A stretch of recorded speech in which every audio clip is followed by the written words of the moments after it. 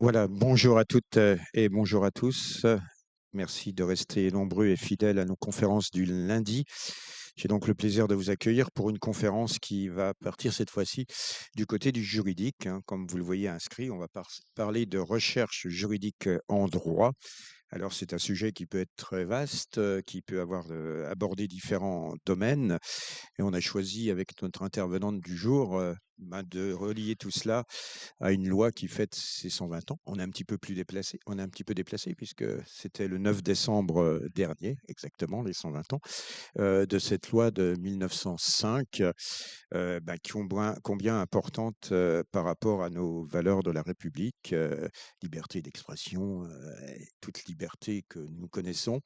Et justement, on a invité notre intervenante du jour, Lorraine Bakir, qui est ingénieure en droit au sein de l'Université de Strasbourg et du CNRS dans un laboratoire qui s'appelle Droit, Religion, Entreprise, Société, et qui est en quelque sorte aussi une spécialiste sur ces études des libertés d'expression. Est-ce qu'il y a des limites, des études en lien également avec comment est-ce qu'on a le droit face aux politiques parfois illibérales, etc. C'est votre domaine de recherche, mais aujourd'hui, vous allez axer sur cette loi de 1905.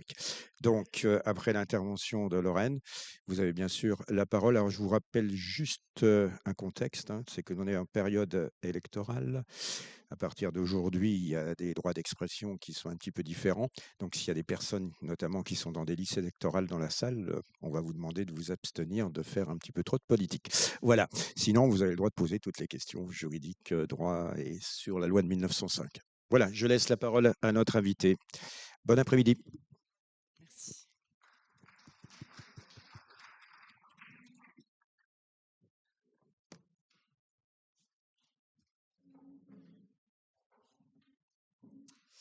Alors, bonjour à toutes et à tous. Donc là, en termes de son, de volume, ça va? Non? Comme ça va? Oui, c'est mieux? Comme ça, on commence bien et je garderai ce rythme tout le long si ça va à tout le monde. Comme ça, c'est parfait. Pas trop fort, pas trop pas fort. Super. Donc, les 120 ans de la loi de 1905 au prisme de la recherche juridique. Donc, l'idée de cette conférence, c'est d'évoquer ce qu'est la recherche juridique, qui peut parfois sembler être un domaine très abstrait. Et j'ai décidé de le faire à travers l'exemple de mon domaine de recherche, qui est donc le domaine général des rapports entre droit et religion. Et plus précisément, effectivement, on a choisi un petit peu l'actualité de cette année. C'était donc les 120 ans de la loi de 1905 qu'on a fêté le 9 décembre dernier. Donc là, on est dans la 120e année de cette loi de 1905. Donc l'idée, voilà, c'était de partir un petit peu d'un sujet d'actualité pour pouvoir parler de la recherche sur ce sujet-là. Donc, je vous propose un sommaire en 5 points. Donc, dans un premier temps, très rapidement, je vais faire un point sur ce que signifie faire de la recherche en droit. Comme je le disais, ça peut paraître très abstrait. Donc, l'idée, c'est d'essayer d'être un tout petit peu plus concret sur ce qu'on fait exactement dans notre domaine. Dans un deuxième temps, je ferai un focus sur le sujet qui nous occupe aujourd'hui, qui est la loi de 1905. Donc, qu'est-ce que veut dire cette loi de séparation des églises et de l'État ? Je ferai un point rapide sur l'évolution du cadre juridique ces dernières années en prenant un exemple particulier sur lequel moi j'ai beaucoup travaillé, c'est la question des signes religieux ou des tenues religieuses. Donc en essayant de comprendre voilà, quelles ont été les évolutions depuis 1905 en termes d'interdiction ou de restriction de liberté de religion. Et enfin, donc là, ça va être vraiment le gros de la conférence, ça va être les étapes de la recherche juridique. Donc là, l'idée, ça va être d'expliquer comment on fait de la recherche sur cet objet qui peut être un objet parfois un petit peu sensible dans le débat public. Donc l'idée, c'est un petit peu d'expliquer comment nous, on travaille sur ce sujet-là. Et dans un dernier temps, et très rapidement, je ferai un point sur les objectifs de la recherche juridique parce que, bien sûr qu'il y a un certain nombre de chercheurs qui font de la recherche pour la beauté de la recherche en tant que telle. C'est vrai que moi, alors il y a la beauté de la recherche en tant que telle, mais je pense aussi qu'il y a une utilité sociale de la recherche et donc je positionne aussi mes travaux de sorte à essayer de transmettre un petit peu, de faire vivre nos recherches au-delà des cercles académiques. Donc ça, c'est voilà, j'y reviendrai très rapidement à la fin. Donc ce sera un sommaire en 5 points qui commence par: qu'est-ce que faire de la recherche en droit? Donc ça, c'est une question qu'on m'a posée, quand je faisais ma thèse de doctorat que j'ai soutenue en 2018. Donc on me demandait: «Qu'est-ce que tu fais dans la vie?» Je fais une thèse de doctorat. Qu'est-ce que c'est? C'est de la recherche en droit. Et donc je dirais qu'à 99 des personnes qui connaissent pas le domaine voilà, étaient un petit peu surpris: «Mais qu'est-ce que vous cherchez? Voilà, que cherchez-vous, en droit? Qu'est-ce que ça veut dire?»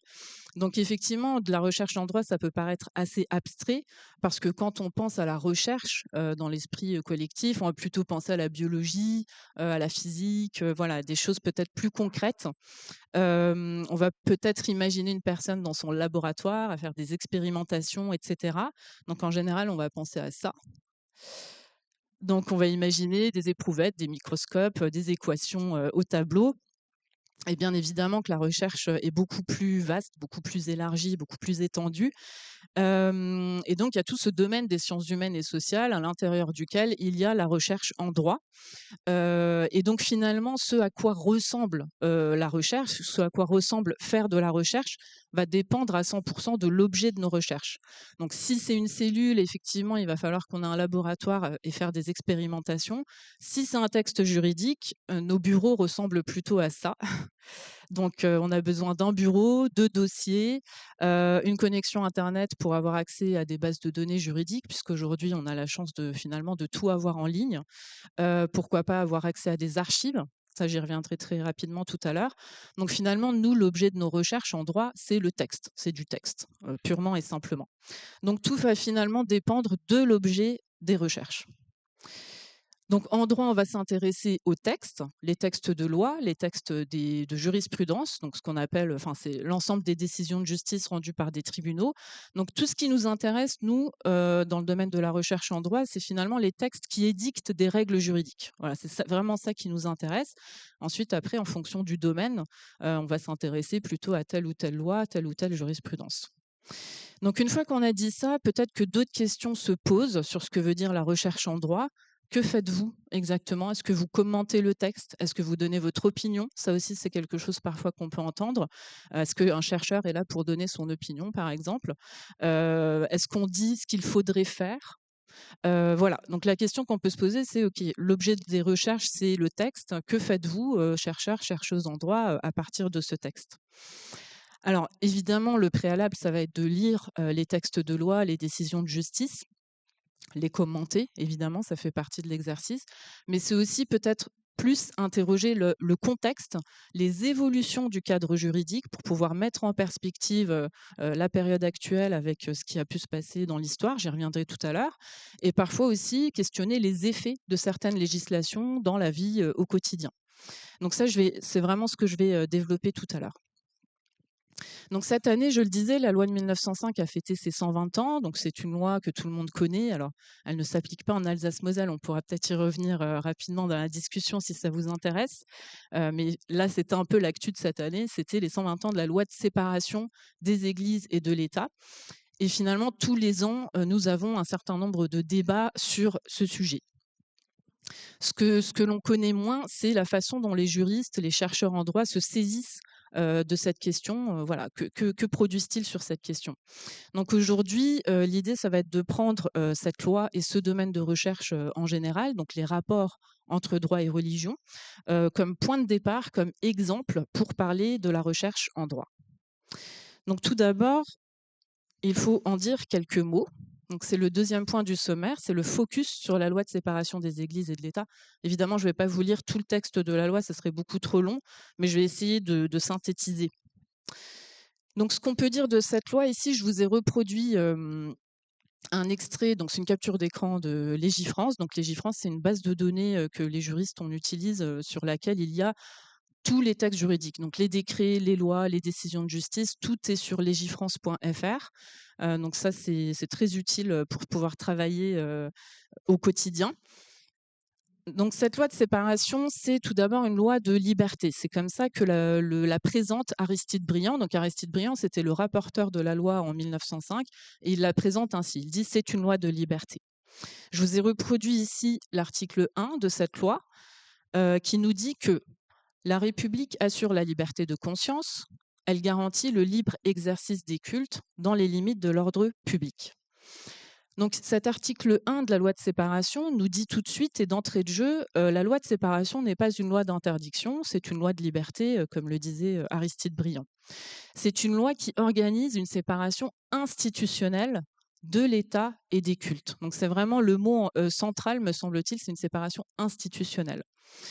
Autrement dit, et ça c'est l'article 2 que je vous ai pas reproduit ici, mais qui nous dit, et c'est la spécificité de la loi de 1905, la République ne reconnaît, ne salarie ni ne subventionne aucun culte.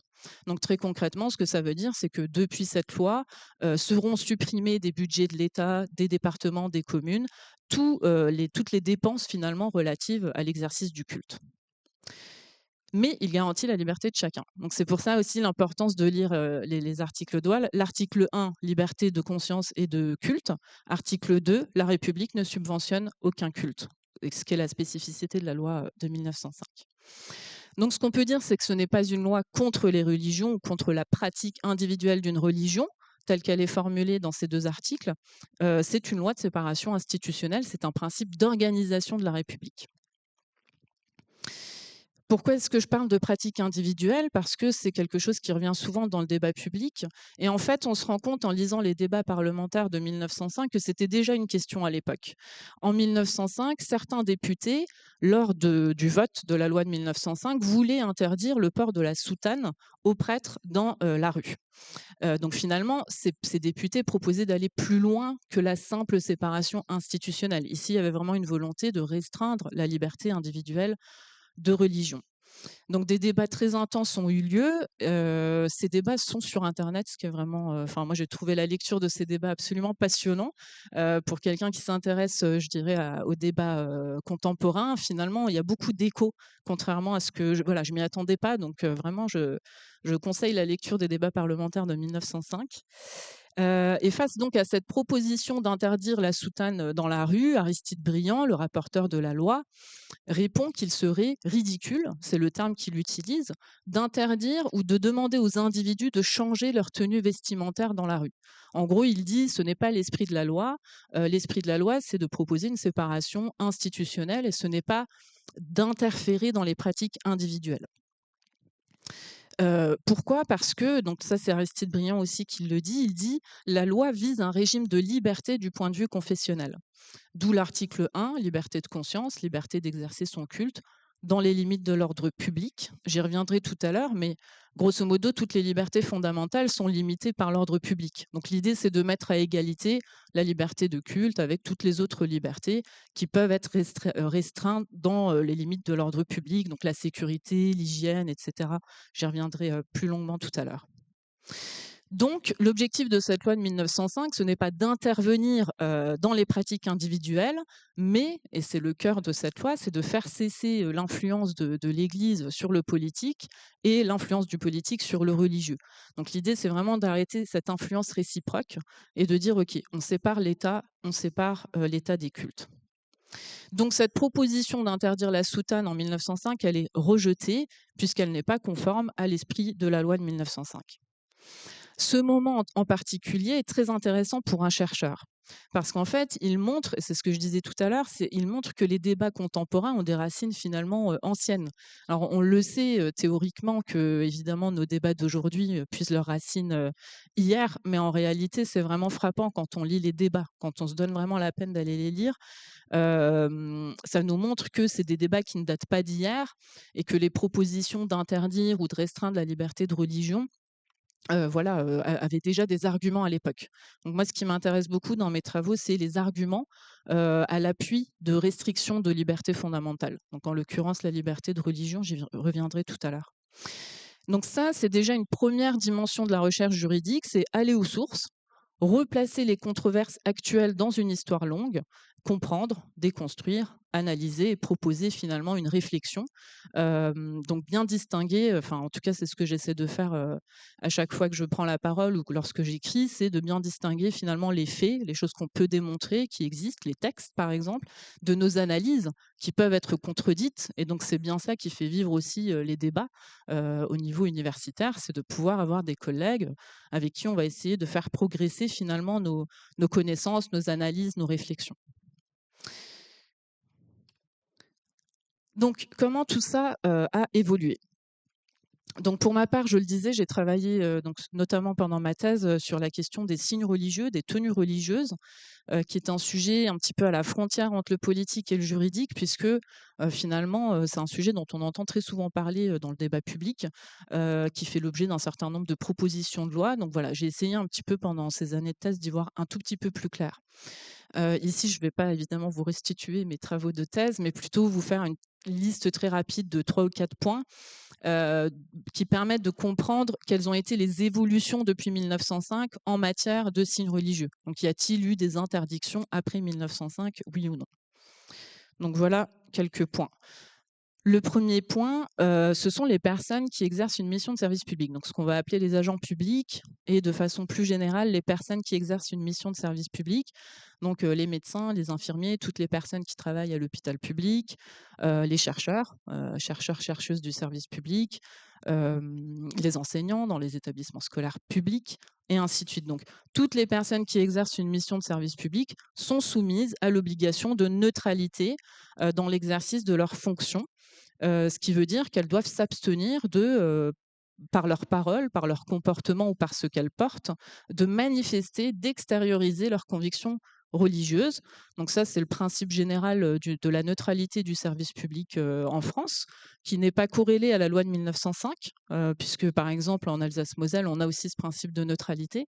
Donc ça, c'est vraiment le principe de laïcité, de la République, qui, implique finalement la neutralité des personnes qui travaillent pour l'État. Voilà, si je devais le dire un petit peu, à grands traits.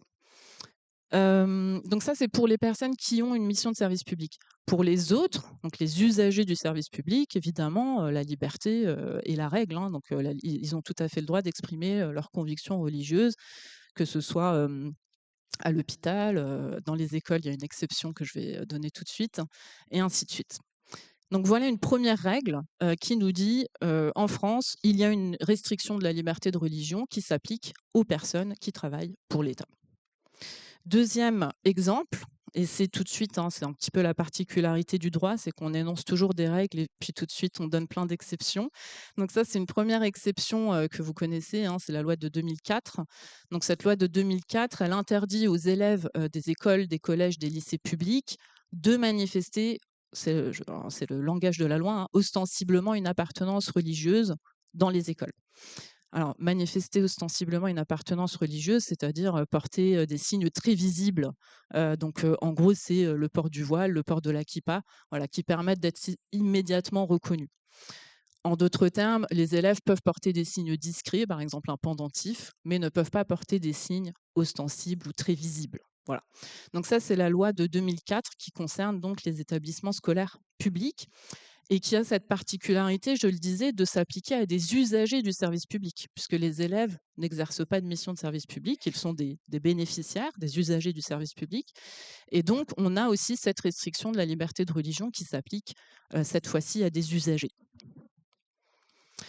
Deuxième exception, une loi de 2010 qui interdit de se dissimuler le visage dans l'espace public. Donc ça, c'est pareil, c'est les termes de la loi, se dissimuler le visage dans l'espace public. C'est la loi qui vise à l'interdiction du voile intégral, donc de la burqa, qui consiste à se voiler le visage. Donc c'est vraiment ça qui a justifié l'interdiction. Donc ça, on pourra y revenir. J'ai fait une partie de mon travail de thèse là-dessus, parce qu'à l'époque, la question qui se posait, c'est quels sont les arguments? Puisque comme je vais le développer tout à l'heure, mais il faut toujours un fondement juridique pour, restreindre une liberté et là, il y avait quand même un problème de fondement juridique. Donc ça, c'est un cas assez intéressant à étudier. Dernier exemple, c'est une loi de 2016, la loi El Khomri, la loi travail, qu'on connaît pour bien d'autres raisons, mais qui aussi, permet aux entreprises privées, cette fois-ci, d'insérer ce qu'on appelle des clauses de neutralité dans le règlement intérieur des entreprises. Alors, je précise d'entrée que ces clauses de neutralité sont extrêmement conditionnées. Il faut répondre à un certain nombre de conditions, mais si elles sont effectivement légales, elles permettent aux employeurs d'interdire aux salariés de porter un signe religieux ou tout autre signe convictionnel. Donc, ces clauses, elles visent tous les signes. Et elles ont cette particularité, je le disais, de s'appliquer à la sphère privée, ce qui n'était jamais arrivé jusqu'à présent, puisque, comme je le disais, hein, la restriction, je dirais, historique en France, c'est les personnes qui exercent une mission de service public et les personnes qui travaillent dans le privé ont, par principe, une liberté de religion ou d'exercer leur liberté fondamentale. Donc ça, c'est une autre exception. Donc on a 3 exceptions. Et ainsi de suite, hein, il y a plein de ramifications, ça on pourra y revenir dans la discussion, mais voilà, c'est pour au moins avoir une idée un petit peu, un cadre clair de ce qui est interdit, ce qui n'est pas interdit, pour savoir comment nous ensuite on fait de la recherche là-dessus. Et donc justement, donc voilà, là j'ai mis un petit peu la liste que je viens de vous donner. Donc après avoir dit quelques mots de la recherche juridique tout à l'heure, dans un premier temps, puis quelques mots de mon objet de recherche, la thématique des rapports entre droit et religion, la loi de 1905, puis ses évolutions. Alors il y a beaucoup d'évolutions, beaucoup de sujets, hein. Moi j'ai ciblé le sujet que je connais, c'est-à-dire la question des signes religieux, la question de la liberté individuelle de porter tel ou tel signe. Donc recherche juridique, droit et religion. Donc maintenant on va essayer de parler de la recherche sur cet objet-là. Comment est-ce qu'on fait de la recherche? Comment est-ce qu'on étudie les règles que je viens de vous énoncer? Donc je fais bien une distinction entre ce qui est restituer les règles. Donc par exemple, quand on fait des enseignements, des formations, on vient un peu en tant qu'expert, entre guillemets, c'est-à-dire qu'on vient expliquer les règles applicables. C'est pas le même travail que de faire de la recherche. C'est vraiment 2 choses que je tiens à distinguer. C'est pas du tout le même travail. Et donc, justement, je voudrais maintenant voir avec vous les étapes de la recherche juridique. Et je me suis permis de mettre entre parenthèses de ma recherche juridique parce que tous les chercheurs en droit ne font pas le même travail, n'ont pas les mêmes méthodes de travail. Donc, je vais essayer d'être la plus transparente possible sur la façon dont moi je travaille, en précisant peut-être comment les collègues travaillent, et puis ça pourra permettre peut-être d'alimenter ensuite la discussion. Donc la première étape, et ça c'est une étape qui est commune à tous les juristes, à tous les chercheurs en droit, c'est l'analyse du droit positif. Alors le droit positif, c'est un grand mot pour dire le droit en vigueur à un instant T, donc c'est l'ensemble des règles applicables au moment où nous parlons. Mais avant de rentrer dans le dur du sujet, il me faut ouvrir une parenthèse assez courte, mais qui permet de rappeler le contexte dans lequel nous sommes et qui détermine aussi la façon dont on fait nos recherches, en liberté notamment, c'est le contexte de l'état de droit. Donc c'est une toute petite parenthèse pour peut-être rappeler les éléments principaux de l'état de droit.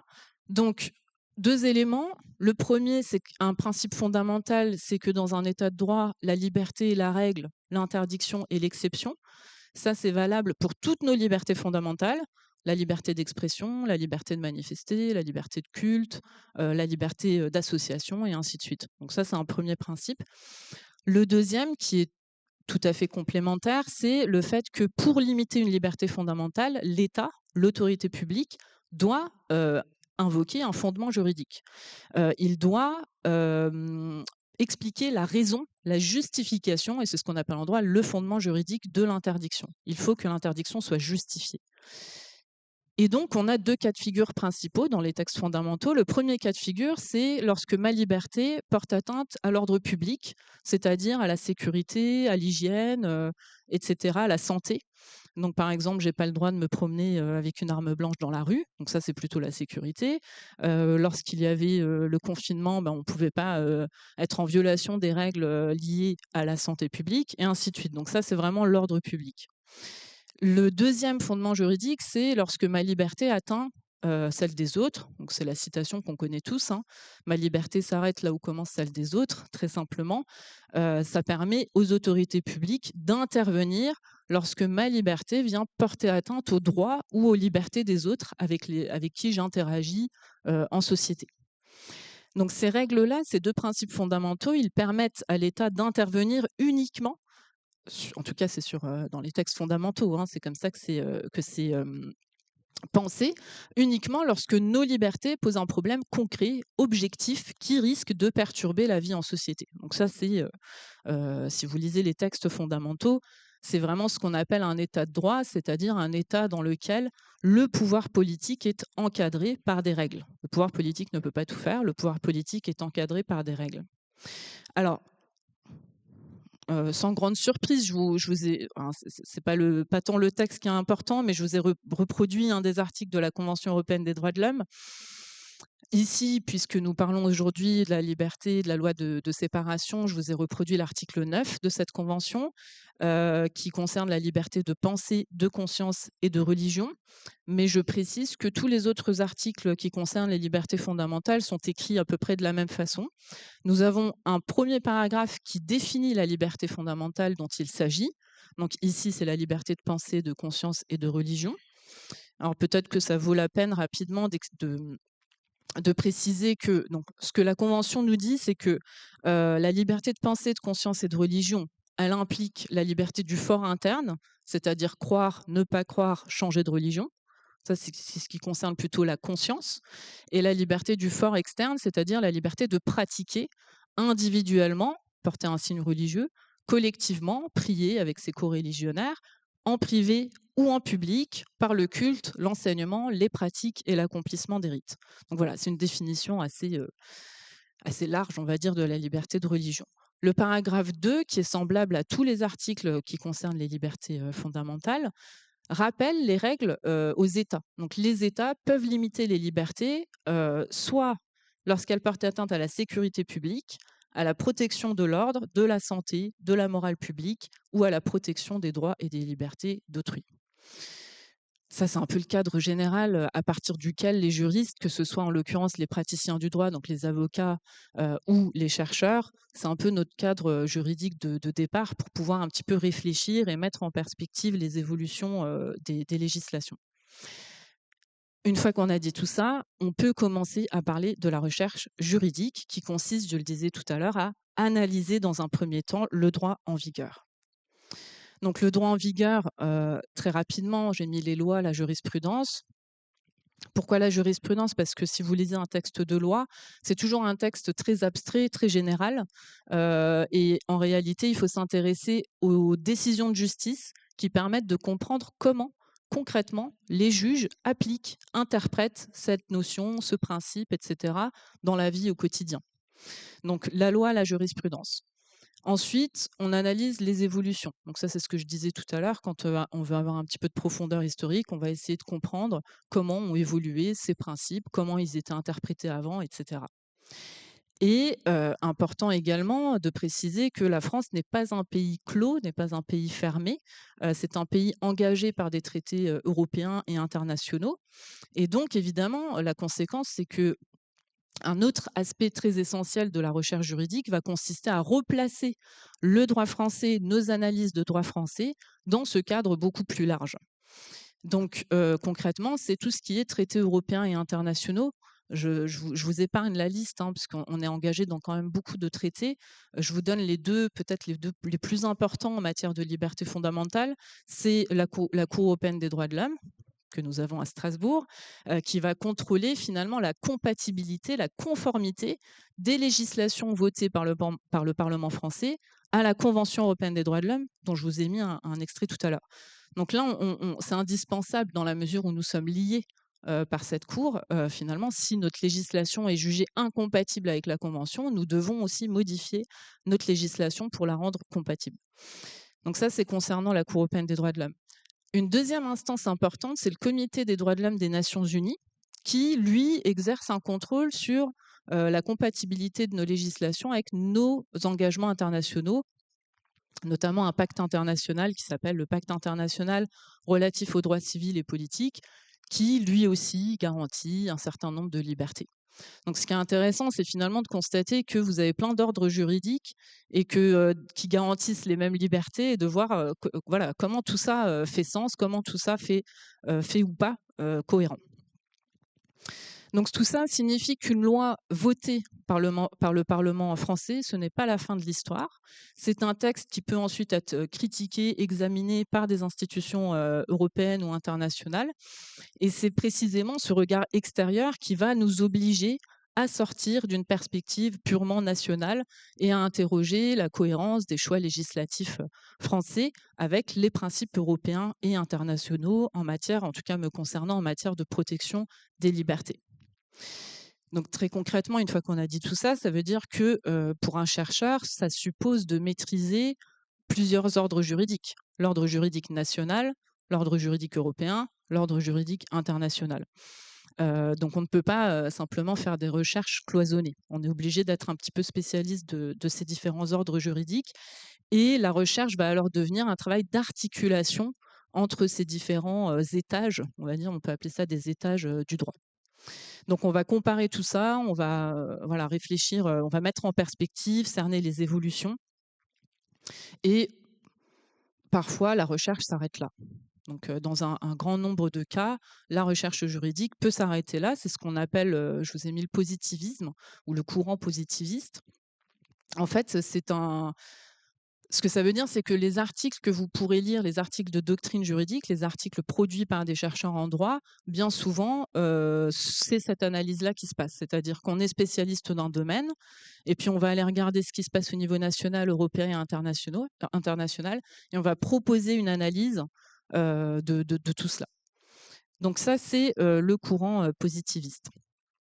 C'est pour résumer à grands traits l'analyse des règles de droit et de leur évolution.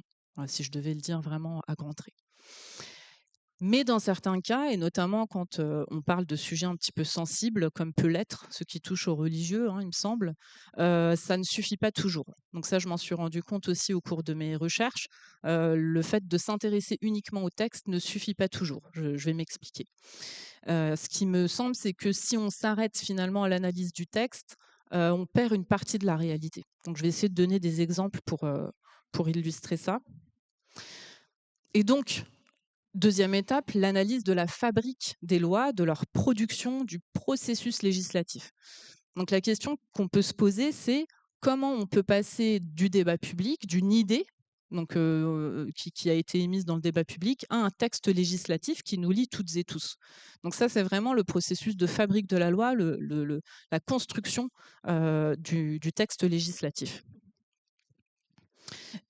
Donc le problème qu'il faut tout de suite souligner, hein, il y a une limite à cette fabrique de la loi, à l'analyse de cette fabrique de la loi, c'est que c'est infini en réalité. On passe du débat public au Parlement, ce qui se passe dans l'enceinte parlementaire, avant d'arriver au texte juridique, donc c'est très très large. Là où ce que je vous disais tout à l'heure, l'analyse des textes juridiques, bon, bah, c'est un texte qu'on peut trouver en ligne, et puis ensuite il y a les décisions de justice qui l'appliquent, donc on sait de quoi on parle. Alors que quand on parle de la fabrique de la loi, c'est tout de suite beaucoup plus vaste, puisque ça va impliquer, alors je vous ai mis quelques exemples, ça va impliquer l'émergence de la question dans le débat public, c'est-à-dire comment la question émerge dans le débat public. Alors ici, pourquoi est-ce que je dis que c'est très vaste? Parce qu'en fait, c'est tout ce qui est médiatique. On peut étudier absolument tous les canaux médiatiques. On peut étudier les médias télévisés, donc les journaux, les déclarations politiques, qui interviennent dans tel ou tel journal télévisé, par exemple. Ça peut être un élément du débat public qui est intéressant. Je précise tout de suite que l'analyse des émissions de télé est extrêmement difficile. En tout cas, en tant que juriste, c'est assez périlleux hein, d'aller sur ce terrain-là. Il faudrait avoir des chercheurs en sciences de l'information, par exemple. Enfin, voilà, c'est un matériau assez compliqué à analyser. Deuxième exemple, les réseaux sociaux, puisqu'aujourd'hui, vous avez un certain nombre de personnalités politiques qui tweetent, qui vont déclarer certaines choses sur les réseaux sociaux. Il faudrait interdire ceci, il faudrait interdire cela. Donc ça aussi, ça participe au débat public. Et là, on se rend bien compte aussi que si on se met à analyser tout ce qui se fait dans les réseaux sociaux, ça va être encore une méthode de travail différente qui nécessite là aussi des compétences assez poussées. Troisième exemple, la radio. Donc, grosso modo, c'est le traitement médiatique en général. Si on parle vraiment du débat public, de l'émergence d'une idée dans le débat, on voit qu'on est confronté à un terrain finalement assez infini d'éléments à analyser. Donc, par exemple, pour prendre un exemple concret, moi, pendant ma thèse, j'ai essayé de comprendre comment la loi dont on parlait tout à l'heure, la loi de 2010, qui vise à interdire le voile intégral, j'ai essayé de comprendre comment est-ce qu'elle était apparue dans le débat public et comment les médias avaient traité ce sujet-là, c'est-à-dire un peu le traitement médiatique du droit. Donc ça m'intéressait. J'ai vite compris que je ne pouvais pas analyser ce qui se passait à la télévision parce que c'était beaucoup trop vaste. Donc j'ai analysé deux journaux, Libération et Le Figaro, pour avoir deux lignes éditoriales différentes. Et donc j'ai essayé de comprendre en sélectionnant donc de telle date à telle date, en mettant des mots-clés. Donc il faut être extrêmement transparent sur nos méthodes de travail. Donc ensuite, vous avez un certain nombre de résultats d'articles, qu'on lit et qu'ensuite on peut soumettre à l'analyse. Mais très honnêtement, enfin voilà, c'est quand même un travail assez conséquent, mais qui permet de comprendre comment, d'une idée dans le débat public, on arrive à faire voter une loi, par exemple. Donc ça, je trouvais ça quand même assez intéressant. Donc ça, sur la partie média, je le dis d'entrée de jeu, c'est un exercice vraiment à part entière qui requiert une méthodologie très claire, très transparente pour éviter les biais, tout simplement, parce que sinon on risque de dire n'importe quoi. Donc c'est très important de savoir précisément sur quel corpus on travaille. Deuxième exemple, qui est beaucoup plus concret, c'est les débats parlementaires. C'est-à-dire que si l'idée qui a émergé dans le débat public devient un projet de loi ou devient une proposition de loi, qui est effectivement donc déposée au Parlement, alors à ce moment-là, on peut avoir accès au débat parlementaire, puisque c'est là, et ça c'est vraiment intéressant, puisque c'est là que les députés puis les sénateurs vont confronter leurs arguments en faveur ou en défaveur d'une législation. Donc ça, c'est un corpus qui est complètement en ligne, qui est assez facile à trouver. Je vous rassure, il ne faut pas lire. Je vous ai vraiment mis une reproduction assez désagréable de ce qu'on peut trouver sur les sites. Donc l'avantage, c'est que tout est sur les sites institutionnels, mais que c'est parfois assez désagréable à lire.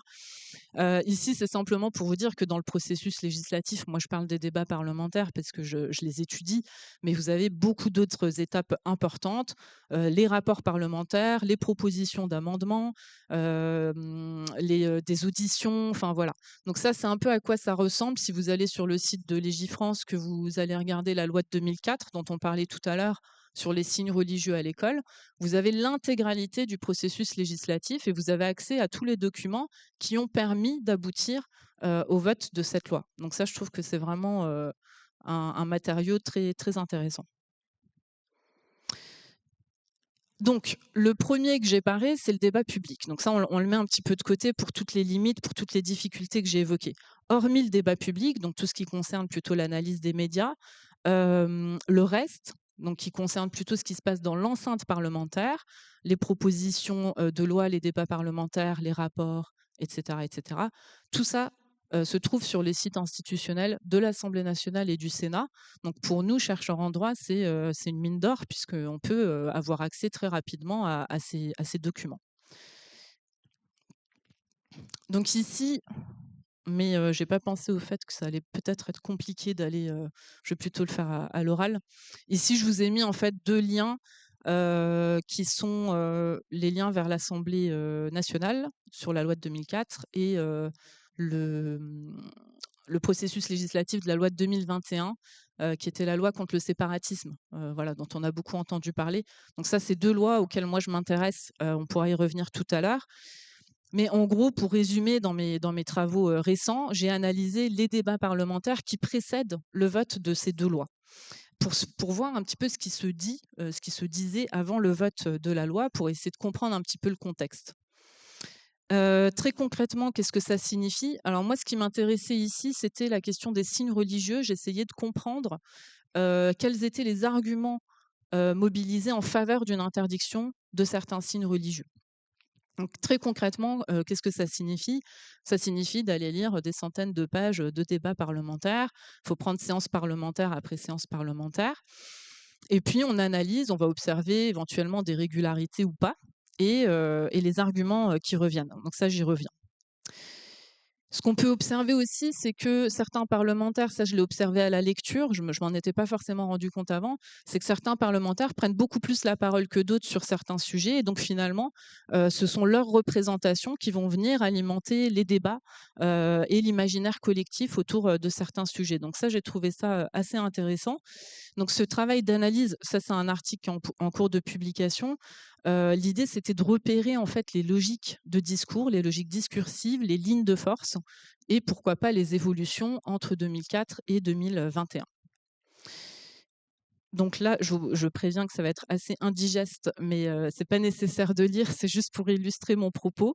C'est un peu la difficulté des recherches en droit, c'est qu'on n'a jamais des jolies images à partager. Là, je vous mets vraiment, je dirais, c'est les dessous des cartes, hein, c'est vraiment la façon dont on travaille. Alors, en étape, qu'est-ce que ça donne? Première étape, on va aller recueillir sur le site, de l'Assemblée nationale l'intégralité des débats parlementaires qu'on va mettre dans un document.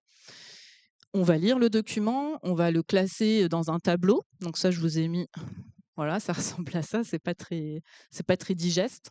Donc ici, ce que j'ai fait, c'est que, j'ai mis dans un tableau toutes les occurrences qui m'intéressaient sur les signes religieux. Alors là, en l'occurrence, c'était sur le port du voile qui revenait, souvent dans les débats, qu'on ne retrouve pas dans le texte juridique. Donc là, il y avait un décalage que je trouvais intéressant et puis donc ça, c'était la slide d'avant. Je les ai classés, en fonction du type d'argument. Donc alors je retrouve donc ici, ce que j'ai pu constater, c'est 3 types d'arguments. Il y avait un type d'argument, c'était l'altérisation, c'est-à-dire que, lorsque les parlementaires, parlaient du port du voile, par exemple, il y avait un phénomène d'altérisation, c'est-à-dire qu'on avait tout de suite parlé de l'Afghanistan, de l'Iran. Donc il y avait quelque chose qui visait finalement à rattacher, ce signe religieux à une réalité étrangère. Donc ça, c'est quelque chose qui revenait, assez régulièrement. Et qui contredit ce qu'on peut lire en sociologie. Donc ça, j'ai trouvé ça assez intéressant. Deuxième argument, c'est l'essentialisation, c'est-à-dire que les personnes en faveur des interdictions vont présenter les personnes qui portent des signes religieux comme un tout homogène. Donc il n'y a pas de trajectoire individuelle, on va leur prêter des caractéristiques qui seraient similaires à l'intégralité des personnes concernées. Le troisième, ça c'est plutôt depuis 2021, c'est le registre de la menace. C'est-à-dire qu'on va accoler aux signes religieux une suspicion d'intégrisme, de communautarisme, etc. Donc voilà, ça c'est vraiment quelque chose qui est très spécifique plutôt depuis 2021. Là, vous voyez, on a vraiment les mains dans l'intégralité finalement des discours parlementaires. C'est très long, c'est assez compliqué à catégoriser, mais voilà, c'était un petit peu pour vous montrer comment on procède là-dessus. Et donc, pour finir sur ce point-là, ce que j'ai trouvé intéressant, c'est le décalage finalement entre le texte qui est finalement voté, qui ne parle pas forcément du voile, du foulard, etc., hein, qui parle plutôt de signes religieux. Donc, il y a quelque chose c'est une catégorie abstraite. Alors que quand on lit les débats parlementaires, c'est pas du tout une catégorie abstraite. On vise un signe religieux en particulier. Et donc, finalement, il y a un décalage entre l'objet juridique et l'objet politique. Et ce décalage-là peut aussi faire l'objet de réflexions, voilà, de savoir comment se fait-il qu'il y a un tel décalage. Ce qu'on peut dire, c'est que dans un état de droit, on ne pourrait pas cibler dans un texte un signe religieux en particulier, ce serait discriminatoire. Donc on a un peu un décalage voilà, qui peut occuper une partie des recherches actuelles. Et donc si on veut vraiment être complet, donc pour l'instant, on a analysé les discours qui précèdent la loi, les textes juridiques, et j'insiste sur le fait que les textes juridiques, c'est vraiment l'objet principal des recherches. Mais si on veut être complet, on peut aussi se poser la question de savoir qu'est-ce qui se passe dans les faits. Que se passe-t-il dans la vie quotidienne, au-delà des textes, au-delà des discours, etc. Donc là, on va plutôt s'intéresser aux travaux de sociologie. C'est la troisième étape, les effets. Donc l'idée ici, ça va être de regarder comment la loi est appliquée. On va plutôt regarder donc du côté de la sociologie, des travaux, des enquêtes de terrain, etc. Faut le dire d'entrée de jeu, nous les juristes, on n'est pas du tout formés à aller faire des entretiens, des enquêtes de terrain. Alors ça, c'est un autre débat, hein. On pourrait se demander s'il ne faudrait pas intégrer ces méthodes avant. C'est des questionnements qui existent. Mais en tout cas, à l'heure actuelle, nous ne sommes pas formés à faire cela. Et donc, c'est précisément ici que peut intervenir le travail pluridisciplinaire ou interdisciplinaire, c'est-à-dire qu'on va essayer de collaborer avec d'autres disciplines qui complètent en fait nos recherches, qui ont le même objet de recherche, mais avec une autre méthode de travail. Donc le pluridisciplinaire, je dirais qu'on peut l'illustrer avec cette espèce de petit puzzle de plein de couleurs différentes, c'est-à-dire qu'on a un même objet de recherche et puis on va trouver un juriste, un sociologue, un politiste, etc., qui travaillent sur la même chose mais qui ne travaillent pas ensemble. Donc le pluridisciplinaire, c'est plutôt de compiler, on va dire, des recherches de différentes disciplines. L'interdisciplinaire, en revanche, ça va plutôt être de trouver une méthode commune pour travailler ensemble. C'est beaucoup plus difficile puisque vous imaginez bien qu'on a tous fait minimum 8 ans de formation en droit ou en sociologie. Donc pour se mettre d'accord alors qu'on a été formé différemment, c'est extrêmement compliqué, hein. Donc là, il y a vraiment une question d'ordre méthodologique, c'est comment fait-on pour intégrer d'autres disciplines à nos propres recherches. c'est assez compliqué. Je dirais, peut-être quand même que c'est un enjeu très actuel dans le domaine de la recherche, que ce soit en sciences dures ou que ce soit en sciences, humaines et sociales.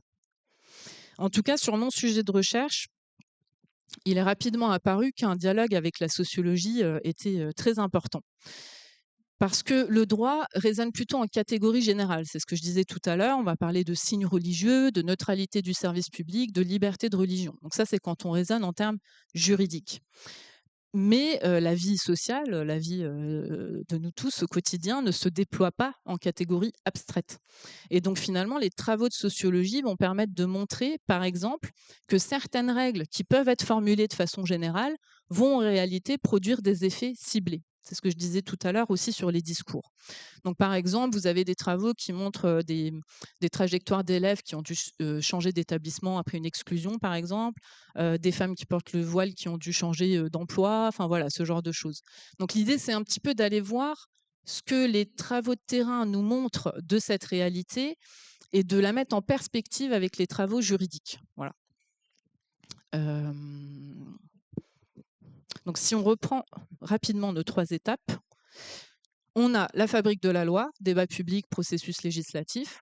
Au milieu, c'est vraiment la recherche en droit à 99% va plutôt s'intéresser à la loi, à la jurisprudence et à produire des analyses autour de tout cela. Et en troisième lieu, si ça nous intéresse, hein, tous les chercheurs ne le font pas, ça va être d'aller lire ce qui se fait, ce qui se produit en sociologie sur notre sujet. Ce n'est pas toujours le cas, mais c'est quand même très régulièrement le cas. Et donc finalement, pour finir, je vous ai mis quelques mots-clés sur cette loi de 1905, sur ces 120 ans. Donc l'idée d'étudier cette loi de 1905, ce n'est pas de revenir à un texte ancien. Voilà, ça va beaucoup plus loin. Ça va être d'interroger finalement la façon dont un principe, qui est le principe de séparation des églises et de l'État, est interprété aujourd'hui et les conséquences qu'il implique. Ça va être d'analyser ces transformations au fil du temps pour penser la société en général. Et c'est, me semble-t-il, ici que la recherche joue un rôle essentiel sur des sujets, je le disais, quand même parfois sensibles, parfois un peu passionnels, hein, il faut le dire, hein, tout ce qui touche au religieux. La méthode scientifique, et c'est pour ça que je vous l'ai mis en mot-clé, pour moi, c'est vraiment un mot-clé fondamental. La méthode scientifique permet de ralentir, de dépassionner des sujets, de prendre les choses un petit peu avec distance et de proposer des analyses qui ne s'inscrivent pas dans la folie du moment, si j'ose dire. Ça permet de définir les termes, alors ça on le dira jamais, assez trop, aussi basique que ce soit finalement, on se rend compte que beaucoup de débats ne se comprennent pas parce qu'on ne parle pas de la même chose.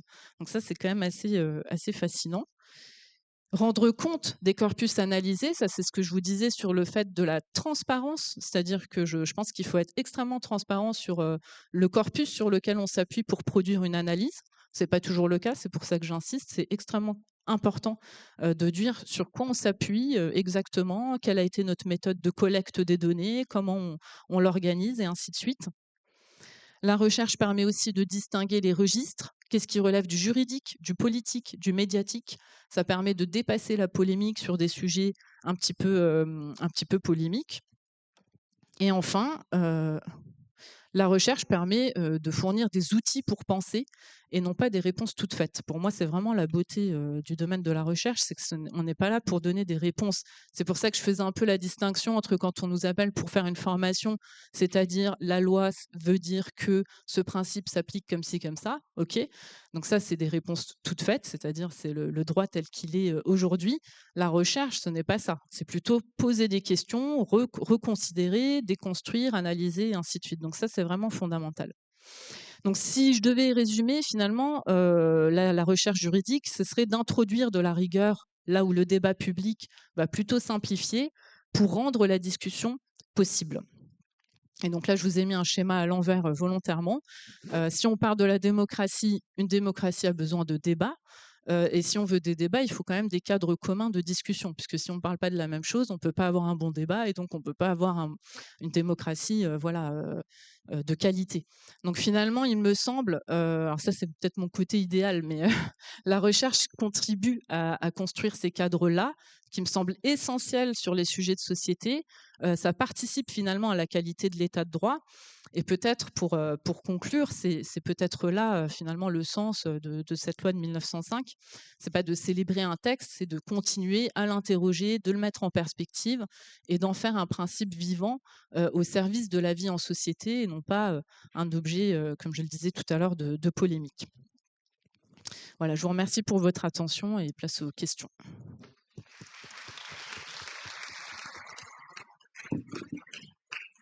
Voilà.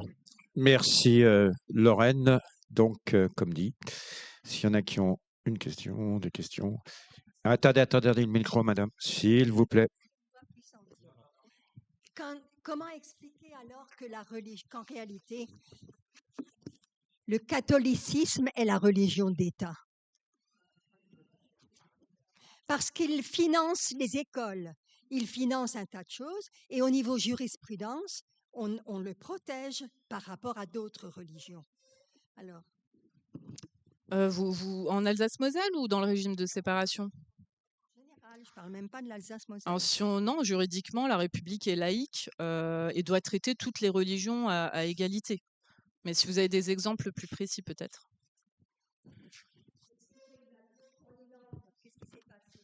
Comment? On prend le micro, madame. C'est la règle ici. Je donne l'exemple des langues. Des langues? Le Premier ministre Bayrou, ce collège était financé largement par l'État. Et il y a eu quand même des agressions sexuelles sur les enfants. Eh bien, c'est toujours là. Il y en a plein comme ça, plein d'exemples comme ceci. Alors, pour répondre sur la question effectivement spécifique des écoles privées sous contrat, donc, on a parlé tout à l'heure des écoles publiques. Là, l'exemple qui est donné, c'est les écoles privées sous contrat. Donc, les écoles privées sous contrat sont effectivement en grande majorité des écoles confessionnelles.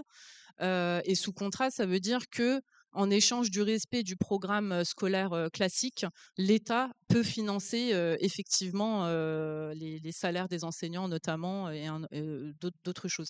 Et sur la question spécifique des écoles privées sous contrat, il y a beaucoup de rapports qui sont sortis parce qu'en fait, c'est pas très contrôlé. Notamment, effectivement, les établissements catholiques ne sont pas très contrôlés. Donc ça, c'est ce qui fait l'objet de rapports. Je crois qu'il y a un rapport qui a été publié il y a 2 ans, très très complet sur le sujet. Oui, merci. J'aurais 2 questions. La première, souvent on entend dire qu'une loi est inapplicable parce que les décrets d'application n'ont jamais été pris. La loi de 1905, est-ce qu'elle était d'application d'office ou est-ce qu'elle a aussi manqué ou pas de décret d'application? C'est ma première question. Et ma deuxième question, j'ai quand même l'impression que souvent la loi est un peu en retard sur la société. Si on prend les lois actuelles sur la fin de vie et tout, il y a toujours dans la société une pensée qui est rattrapée par la loi, mais avec un retard. Est-ce que c'est toujours comme ça ou est-ce que je me trompe? Sur la première question sur les décrets d'application, je préfère pas vous répondre, je sais pas. À ma connaissance, il y a pas eu particulièrement de problème, sur l'application des dispositions concrètes. Mais en revanche, sur votre deuxième question, on peut constater dans tous les cas une différence entre ce qui peut se passer dans la société civile et ce qui est effectivement voté au Parlement. Je pense que là, on touche peut-être plus du doigt la question de la représentativité, donc c'est-à-dire la personne qui nous représente, est-ce qu'effectivement elle représente bien, les intérêts ou les volontés de ce qui se passe au sein de la société? Ça, c'est un vrai sujet. Pour le coup, c'est pas un sujet juridique à proprement parler, c'est vraiment un sujet qui touche à la représentativité. Là, je crois qu'indéniablement, il y a vraiment un problème à ce niveau-là. Donc ce serait plutôt des réflexions à conduire du côté des sciences politiques, du droit constitutionnel, et cetera. Mais oui, il y a un décalage, indéniablement, ouais. Une autre intervention? Oui, monsieur. Merci bien. Une question par rapport à la méthode. Le juge, lui, peut s'appuyer, par exemple, sur la hiérarchie des normes. Vous, dans vos travaux, j'imagine limité dans le temps ou limité dans le domaine, est-ce que vous avez également une sorte de hiérarchie des corpus? Est-ce qu'on a une hiérarchie des corpus? Je dirais que la première hiérarchie, c'est la hiérarchie des normes aussi pour nous. C'est-à-dire qu'on va toujours partir de la norme, c'est pour ça que j'ai beaucoup cité, le droit européen, le droit international qui sont indispensables. Est-ce qu'on a une hiérarchie des corpus? Je dirais que la réponse va dépendre de l'objet de notre recherche. Donc si on par exemple, si je prends la liberté de religion ou la liberté de porter des signes religieux, ce qui est le plus important, ça va être d'analyser les lois, les jurisprudences et leur évolution en priorité. Enfin, je dirais même que c'est indispensable en fait. Et ensuite, dans un second temps, on peut s'intéresser au processus législatif.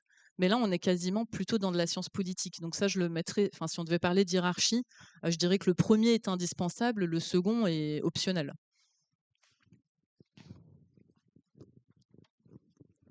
Alors c'est une question qui est peut-être un peu spécifique.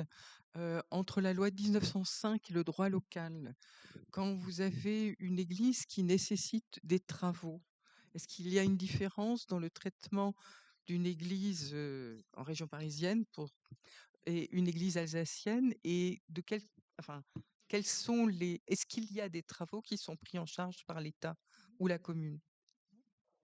Alors si je dis pas de bêtises, mais alors là, c'est la spécialité de ma collègue Anne Fornereau, donc je veux surtout pas dire de bêtises, mais il me semble que l'entretien des édifices du culte, n'est pas, exclu par la loi de 1905. Pourquoi? Parce qu'on considère que c'est du patrimoine culturel. Donc il y a toujours un petit peu c'est ce qui permet finalement d'entretenir quand même le patrimoine religieux. Maintenant, est-ce qu'il y a une spécificité ou plus d'aide au niveau, de l'Alsace-Moselle? Ça, je ne saurais pas vous répondre.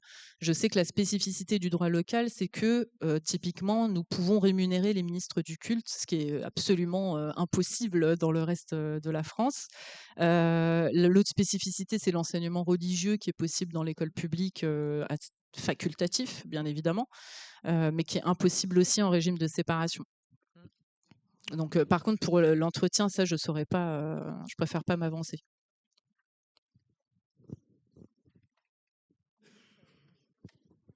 Notre intervention? Oui. Merci beaucoup. Tout d'abord, merci pour votre exposé qui était passionnant et expliqué de manière tout à fait pédagogique. J'ai simplement une petite observation. Dans les recherches juridiques, vous avez établi une relation entre le droit et les textes. Mais il existe également du droit sans texte. On peut prendre un exemple qui est un exemple local. Nous avons un droit particulier des cultes et longtemps l'imaginaire des juristes a réduit le droit particulier des cultes au droit des cultes reconnus. Or, il existe en Alsace-Moselle des cultes non reconnus pour lesquels il y a un régime juridique sans texte qui est fondé sur des principes. Le principe fondamentalement de non-discrimination ou l'invocation des circonstances locales. Également un droit sans texte, et je m'arrêterai là, la coutume. Et on a eu un exemple assez récent pendant la période Covid, lorsque le ministre de l'Intérieur a prohibé l'appel à public du muezzin dans l'espace public. Il a invoqué que cette coutume n'existait pas en France et à partir de ce moment-là, il l'interdisait, sauf dans un département qui est le département de la Réunion, puisqu'il y a toujours des exceptions dans le droit. Voilà, c'était la remarque que je me permettais de faire. Oui, merci beaucoup. Effectivement, c'est un apport important puisque nous, juristes, on est formés dès la première année à parler des textes de droit écrit. En France, on est un pays de droit écrit, donc tout est écrit. Mais effectivement, il y a toujours des petites exceptions qui permettent de vous donner l'exemple du muezzin. On pourrait donner l'exemple de la crèche de Noël, par exemple, où on a toujours cette question, est-ce que c'est culturel? Est-ce que c'est... Donc là, on est bien sur quelque chose qui relève plutôt de l'histoire, de quelque chose qui relève, enfin, finalement, qui n'est pas prévu par les textes en réalité. Et donc ça, c'est de la construction complètement. Merci. Vous nous avez dit que la loi de 1905 était avant tout une loi de liberté et on voit que les restrictions arrivent à partir des années 2000, 2004, 2011, 2016, 2021. Comment vous analysez le fait que pendant au moins plus de 80 ans, on a laissé cette loi de liberté dominer, et alors que on a vécu des situations plus ou moins compliqué quand même, et que depuis, il y a une espèce d'accélération de la restriction de la liberté. Oui, effectivement. Alors déjà, ce qu'on peut dire, c'est que la différence fondamentale entre 1905 et aujourd'hui, c'est la religion visée. C'est-à-dire qu'en 1905, c'était la religion catholique, avec l'exemple de la soutane, qui, à l'époque, faisait aussi l'objet d'arrêtés municipaux, etc., jusqu'à la proposition d'interdire dans la loi de 1905. Aujourd'hui, c'est la visibilité religieuse plutôt des femmes musulmanes, c'est-à-dire le port du voile, la baya, le burkini. On a régulièrement des polémiques ou des propositions de loi. Il y a un certain nombre de propositions de loi qui sont déposées. Alors pourquoi ça, je saurais pas vous dire. C'est une question qu'on me pose souvent. Soit c'est des raisons de communication politique, soit c'est de l'idéologie. Voilà, ça c'est assez compliqué pour moi de répondre. En revanche, c'est vrai que moi, ce que je fais, c'est que je m'intéresse vraiment aux arguments, parce que comme je le disais, juridiquement, on a la chance d'être dans un état de droit, et donc seul l'ordre public, la protection des droits d'autrui peuvent justifier une restriction de liberté. Donc moi, je reviens toujours au texte et j'essaie de me demander, est-ce que cet argument rentre dans des considérations de sécurité ou est-ce que c'est une opinion personnelle? Et ce qu'on peut constater, c'est que c'est souvent plutôt une opinion personnelle. Je n'aime pas cette pratique religieuse, je la considère comme un signe de soumission, etc. Ça, c'est quelque chose qui revient souvent. Cette opinion a le droit d'exister, mais ne constitue pas un fondement juridique. Donc je pense que c'est là vraiment le point d'attention qu'il faut avoir en fait. Une opinion n'est pas un fondement juridique. Oui, on a affublé la laïcité d'un certain nombre d'adjectifs, et en Alsace particulièrement, il y a un adjectif particulier, c'est la laïcité alsacienne. Alors, il me semble qu'il y a quelque chose qui est un peu antagoniste, dans la mesure où, alors c'est à la laïcité à l'alsacienne, parce qu'on arrive à bien vivre, soi-disant, mieux qu'ailleurs, même beaucoup mieux, grâce au concordat et grâce à l'enseignement religieux à l'école publique. C'est un argument qui est repris en boucle par un certain nombre de responsables politiques, je pense parce que c'est intéressant du point de vue d'une réélection, mais c'est également un argument qui est utilisé par des responsables comme des membres importants, disons, de l'Institut du droit local, qui normalement sont là pour dire simplement le droit, mais qui en fait militent en même temps pour le droit local en particulier, et en particulier pour son extension, et pour ce qui concerne l'école publique, pour l'extension de l'enseignement religieux, qui est clairement un droit historique et lié à l'évolution historique de l'Alsace et de la Moselle. Pardon, oui, j'ai un peu perdu là. Oui, pour ce problème donc d'extension, alors que le Conseil constitutionnel, par la loi, par la décision Sommodia, interdit absolument et fixe comme évolution du droit local 2 éléments. Le droit local peut être modifié à la condition de ne pas augmenter son assise. Et il y a un deuxième élément de ce type-là qui m'échappe pour l'instant. Donc, il ne peut pas augmenter le droit local en fonction de cette décision très importante du Conseil constitutionnel. Oui, c'est peut-être l'occasion de préciser que donc il y a effectivement, alors ça c'est peut-être moins courant en Alsace-Moselle parce qu'on est dedans, mais il y a une confusion, en tout cas quand on fait des formations ou quand on intervient sur ce sujet, entre la loi de 1905 et la laïcité. En fait, la laïcité, elle est nationale, c'est l'article 1 de la Constitution. La République française est une république laïque. La loi de 1905, c'est une législation qui, effectivement, ne s'applique pas pour des raisons historiques en Alsace-Moselle, où c'est le droit local. Il y a un certain nombre de partis politiques qui proposent finalement d'abolir, on va dire, le droit local pour faire appliquer la loi de séparation ici. Effectivement, il y a beaucoup de résistance pour des raisons, pour plein de raisons. Mais d'un point de vue strictement juridique, c'est la décision que vous citez de 2013. Le Conseil constitutionnel dit 2 choses. Il dit d'une part, il n'y a pas d'incompatibilité entre le régime de droit local et le principe de laïcité. Autrement dit, on est dans les clous. Donc ça, c'est quand même important de le rappeler, puisque certains disent oui, mais c'est une violation de la laïcité. Alors, c'est une opinion, Mais simplement, voilà, il faut toujours bien distinguer ce que l'on pense politiquement de ce que dit le droit applicable à un instant T. Donc le Conseil constitutionnel, en 2013, dit effectivement il n'y a pas d'incompatibilité entre les deux, parce qu'en fait, le droit local respecte les principes de la laïcité, qui sont liberté de conscience et de religion, égalité entre les cultes et neutralité de l'État. Donc ce sont ces 3 éléments-là. Mais la contrepartie, c'est que ce droit local ne peut pas être étendu. Autrement dit, on ne peut pas reconnaître, donner le statut de culte reconnu au culte musulman, par exemple, ce qui a pu être demandé. Voilà. Je ne sais pas si je réponds vraiment à votre question, mais... Oui, juste pour préciser, parce que la question s'est posée essentiellement pour le problème de l'étendre à la religion musulmane, mais ça ne s'est pas arrêté là. Les propositions, c'est d'inclure la religion bouddhiste et il y a encore d'autres religions, 5 religions au moins qui avaient été citées. Et il y avait un projet des cultes de transformer un peu l'enseignement religieux en Alsace, et en Moselle, je ne le voulais pas, mais en Alsace, c'était ça. C'était appuyé par quasiment toute la classe politique. Donc d'ouvrir non seulement l'enseignement religieux à ces 2 grandes religions qui sont quand même bien représentées, mais également à toutes celles qui pouvaient se présenter. Ils étaient prêts à accueillir tout le monde et donc à passer sous silence complètement la décision Somodia.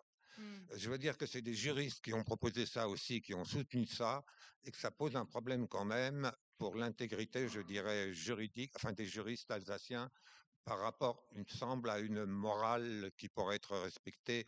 Quand on arrive à vouloir modifier des législations dans ce sens-là, je crois que c'est vraiment un problème quand on parle de laïcité.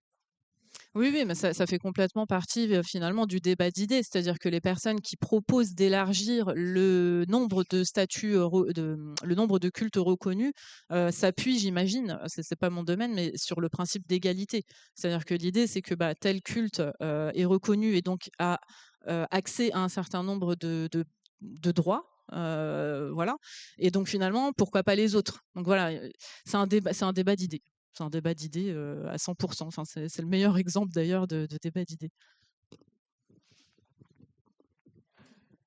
Merci beaucoup. Simplement, je me permets de rappeler une petite précision. Il était précisé en début de séance que nous étions dans une période de réserve et des opinions politiques. Et je pense notamment aux opinions d'associations tout à fait estimables, comme Laïcité d'accord ou le Cercle Jean Massé, qui effectivement ont des positions très tranchées sur l'enseignement religieux dans l'école publique. Mais deuxième précision, les cultes reconnus n'ont pas demandé à étendre cet enseignement religieux. Il a simplement été proposé, notamment par un institut de droit local, notamment par l'université, de mettre en place ce qu'on appelle non pas un enseignement de la religion au sein de l'école, mais un enseignement du fait religieux. Et l'enseignement du fait religieux pouvant englober des religions autres que les religions des 3 cultes ou des 4 cultes reconnus. Et ça, c'est mis en place, notamment dans les lycées d'enseignement professionnel. Oui, enfin, effectivement, enseignement religieux, enseignement du fait religieux, c'est 2 choses radicalement différentes. Là, je répondais sur le terrain de l'enseignement religieux. Alors, s'il y a un autre domaine à aborder, c'est différent. Oui,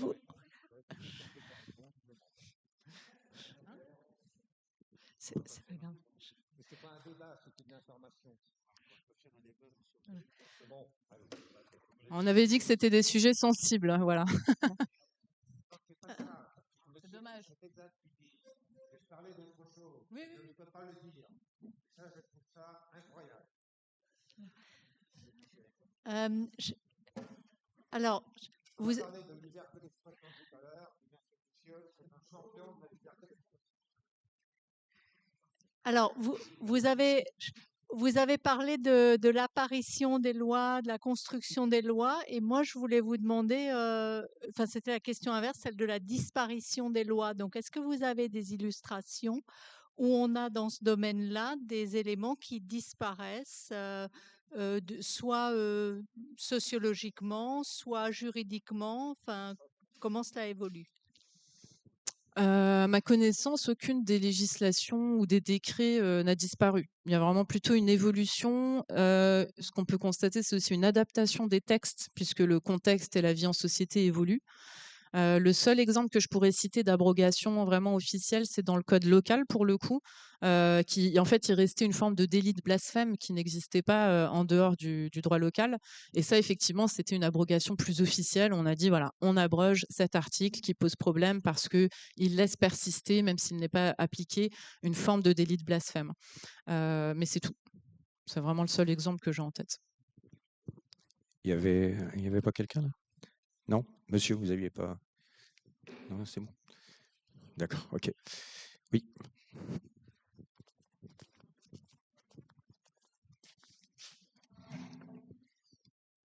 Merci beaucoup. Oui, du coup, après ce qu'on vient de voir, par exemple, le monsieur qui s'énerve, on voit que tout est politique. Est-ce que, bon, je suis moi-même ancien juriste, est-ce qu'il n'y a pas une certaine frustration en tant que chercheuse en doctorat, quand on voit aussi votre domaine, droit, religion, entreprise et société? Il y a peut-être un quart du sujet qui est vraiment juridique finalement. Quand on parle de société, quand tout à l'heure vous parliez d'analyser les débats publics, notamment télévisés, quand on sait que la majorité des chaînes appartiennent au même grand groupe, est-ce qu'on peut parler vraiment de débat public ou de débat privé à analyser? Est-ce qu'il n'y a pas une certaine frustration, surtout quand on voit les réactions de certains, en tant que chercheuse en droit, voilà, d'être limitée par le politique? Voilà. Merci. Oui, ma frustration à tous égards, hein. Enfin, ça c'est clair. Je dirais que la première frustration, moi j'ai soutenu ma thèse en 2018. Ma première frustration, c'était au bout de 5 ans de thèse, de me dire, mais en fait, le débat public, enfin, c'est n'importe quoi. C'est-à-dire de constater un niveau intellectuel absolument déplorable. Enfin, vraiment, j'étais vraiment très étonnée, quoi, quelque part, de me dire, mais qu'est-ce que c'est ces arguments? Est-ce qu'on peut pas un petit peu élever le niveau, avoir des vrais débats d'idées, etc. Donc ça, c'était vraiment une frustration. La deuxième frustration, et là, je parlerai vraiment en tant que juriste pur et dur, c'est en fait, on est dans un état de droit et on n'est pas formé au droit. C'est pas normal. Je veux dire, moi, j'ai appris dans quelle société on vivait en première année de droit. Dans la séparation des pouvoirs, l'état de droit, la hiérarchie des normes.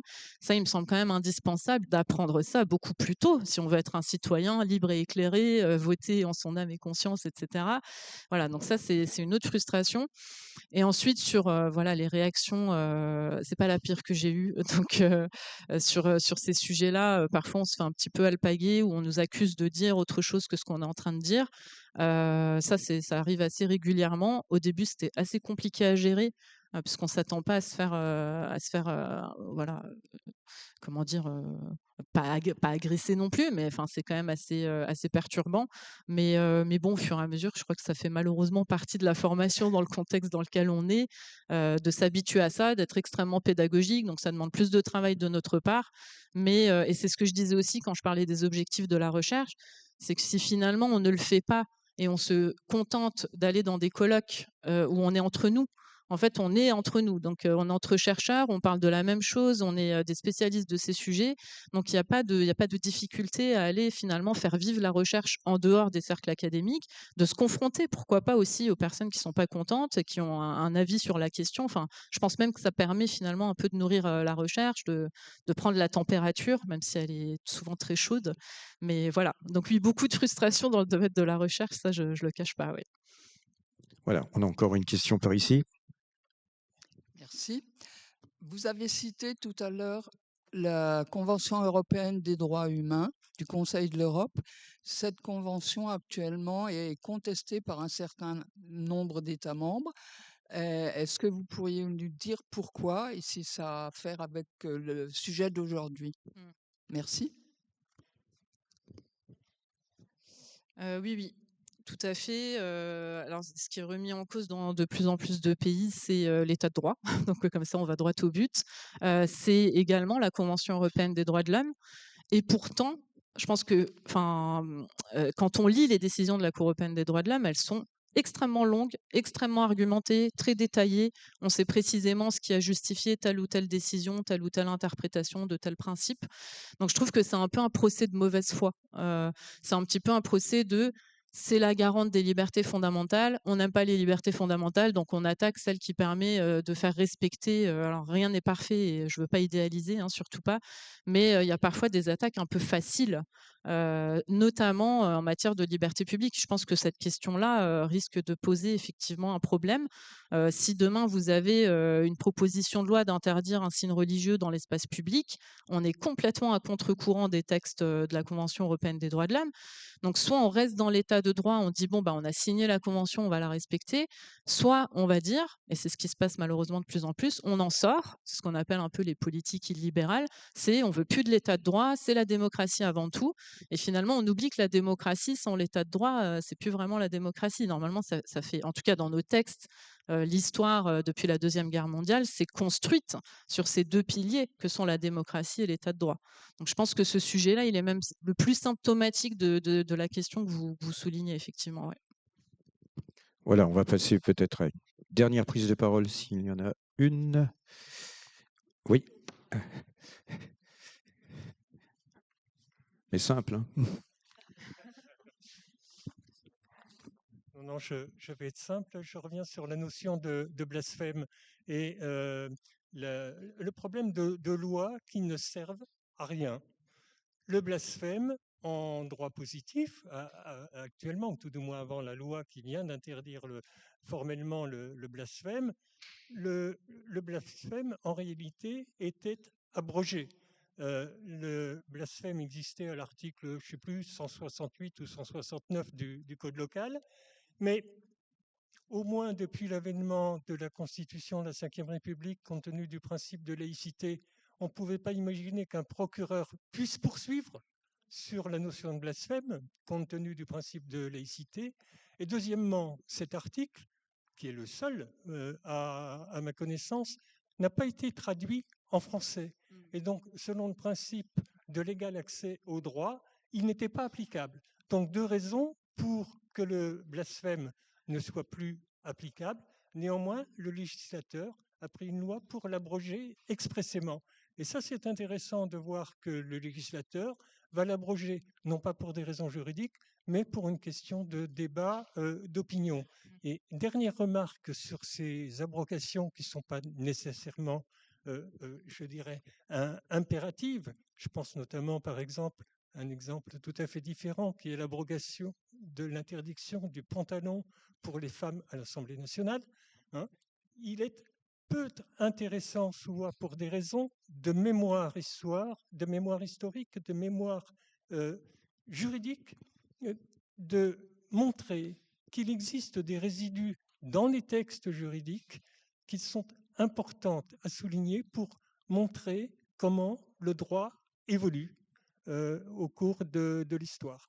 Voilà la remarque sur le blasphème. Oui, alors peut-être pour conclure et pour réagir, en fait, c'est des questions de symboles. Effectivement, cet article n'était pas appliqué. À un moment donné, on a dit on va abroger cet article. Donc voilà, il y a quelque chose de l'ordre du symbolique, de l'abrogation officielle.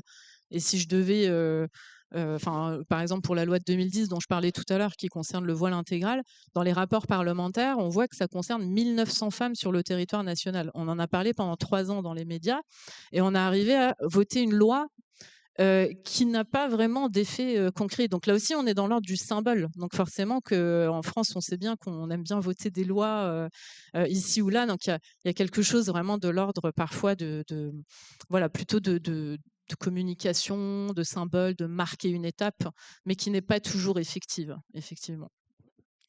Voilà, c'est sur ces dernières paroles. Merci Lorraine. Merci. Que s'achève notre session d'aujourd'hui. La semaine prochaine, on vous donne rendez-vous avec l'évolution de l'offre de soins gynécologiques. Je pense que ce sera un petit peu plus calme. Voilà, merci de votre attention. Bonne semaine. Merci.